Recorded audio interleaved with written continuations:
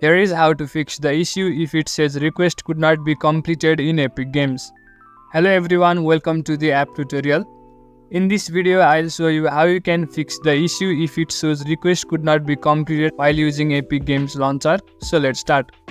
The first thing that you can do is try clearing the cache of Epic Games Launcher. For that, go to File Explorer. Then after, go to the search bar on the top and type %local app data %. After that, search for it. Now locate Epic Games Launcher among these options. After you find it, open the folder. Then after, go to Saved. Furthermore, go to Web Cache.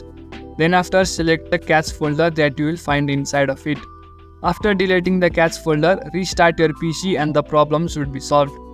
If you still face the problem after clearing cache, then the next method that you can do is try to uninstall the Epic Games Launcher and reinstall it. So simply uninstall the launcher, then after reinstall it once again.